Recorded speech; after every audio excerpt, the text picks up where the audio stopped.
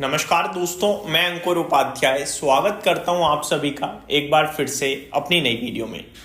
दोस्तों, अगर हम फंडामेंटली बात करें निफ्टी की, तो निफ्टी खड़ा है इस समय 26,068 पे। ठीक है, लाइफ हाई से मात्र 210 पॉइंट दूर, जो कि पूरा एग्जैक्टली 1% भी नहीं होता है। दैट मीन्स इंडेक्स तो लाइफ हाई पे ही खड़ा है, हम ये कह सकते हैं। और बात करें अगर 52 वीक हाई की, तो वहां तो ट्रेड ही कर रहा है। इनफैक्ट 52 वीक हाई होता है 12 महीने। इवन ये आपका 52 नहीं, 54 वीक्स के हाई, इनफैक्ट 56 वीक्स के हाई पे है। 13 महीने की ऊंचाइयों पे ऑलमोस्ट निफ्टी आपके लिए ट्रेड करता हुआ दिख रहा है इस समय।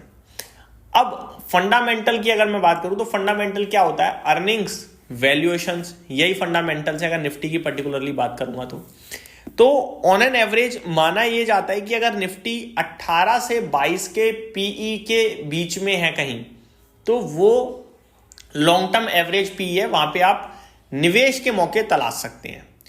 अगर 18 से 15 के पास है, तो वो एक अपॉर्चुनिटी होती है। उस समय बाजार गिर गया होता है किसी कारणों से, वो जियोपॉलिटिकल रीजन हो सकते हैं, वो कुछ भी हो सकता है, इकोनॉमी खराब हो सकती है, कुछ भी हो सकता है।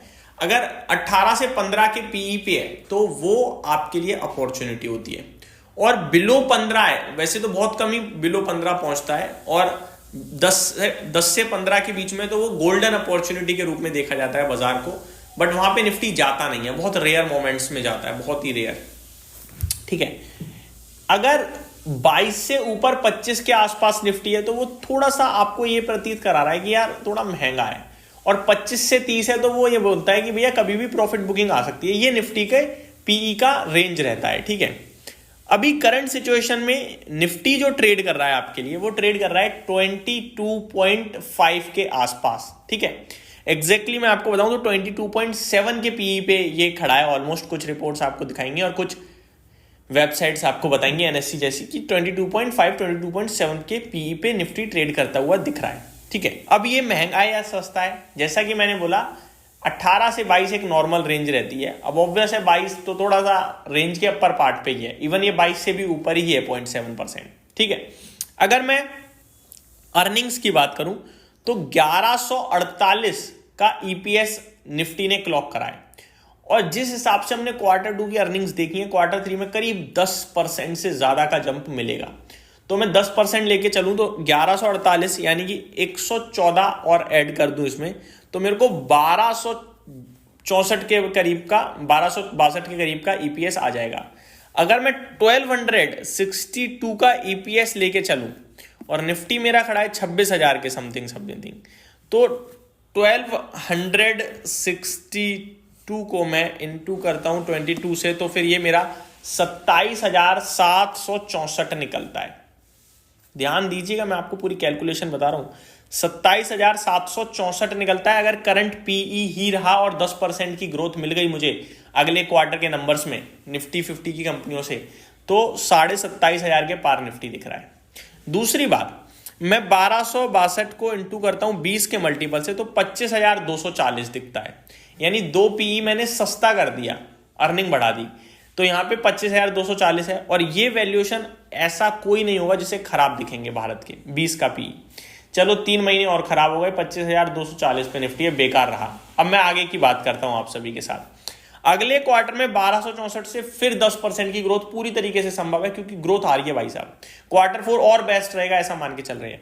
तो 1264 में मैं 120 और ऐड कर देता हूं, यानी 1382, 1382 इंटू 20 करता हूं मैं, तो 27,640 हो रहा है। यानी कि मार्च अगले साल 26 तक 27,600 निफ्टी दिख रहा है, वो भी 20 के पीई से, अगर 10% की ग्रोथ मिली तो, जो कि प्रोबेबिलिटी पूरी है।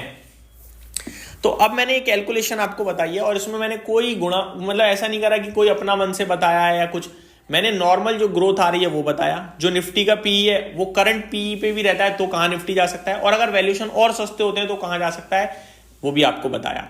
अगर वैल्यूएशन सस्ते होते हैं निफ्टी के और ज्यादा, तो फिर 2 क्वार्टर मेरे को लगता है इंतजार करना पड़ेगा। और अगर इसी वैल्यूएशन पर रहे, तो शायद अगले क्वार्टर में ही आपको कमाल के नंबर्स आते हुए दिखें, फिगर्स जो है निफ्टी पे आते हुए दिख सकते हैं। अब बात करते हैं एफआईआईज की। दोस्तों जब एफआईआईज भारतीय बाजार को छोड़कर जा रहे थे तो सबसे बड़ा रीजन बताया जा रहा था निफ्टी के वैल्यूएशंस को, कि निफ्टी भाई 25 के पीई पे ट्रेड कर रहा है और अर्निंग्स आ नहीं रही हैं तो महंगा है। ठीक है, अब अर्निंग्स भी आ रही है और वैल्यूएशन भी रीजनेबल होते जा रहे हैं तो वापस आने चाहिए। ऊपर से जो एआई रिलेटेड स्टॉक्स में वो लोग पैसा डाल रहे थे, अब एआई रिलेटेड भी मार्केट थोड़ा सा इस समय कंसर्न जता रहा है तो वहां से पैसा निकल रहा है तो भारत में आना चाहिए। तो कहने वाली बात यह है कि अब जिन्हें 26,000 पे बेकार लग रहा है निफ्टी या 25,800 पे बेकार लगने लगता है, उनको मैं सिर्फ यही बताना चाहूंगा कि अगर कैलकुलेशन के माध्यम से देखें तो फिर ये शायद खराब समय नहीं है पैसा लगाने का। दूसरी बात, स्टॉक स्पेसिफिक एक्शन है और पहले लार्ज कैप में चल रहा है, ये हमें क्लियरली दिख रहा है। एक और चीज जो मैं आपके साथ शेयर करना चाहूंगा वो ये है कि events, trigger, news, buying, selling, FII, DI ये लाइफ लॉन्ग है, ये शेयर बाजार से कभी खत्म नहीं होता। अगर शेयर बाजार में कुछ सस्टेनेबल चीज है वो है ईपीएस और पीई, इससे ज्यादा कुछ नहीं है। अगर ईपीएस बढ़ रहा है तो वैल्यूएशन आपको और महंगे मिलेंगे, अच्छे मिलेंगे। ईपीएस को लेकर चिंता है तो वैल्यूएशन सस्ते भी होंगे और स्टॉक का प्राइस भी घटेगा, याद रखिएगा। तो ये मेरी तरफ से आपके लिए अपडेट थी, उम्मीद करता हूँ डिटेल्स पसंद आई होंगी। Thank you so much for watching this video, have a great day guys.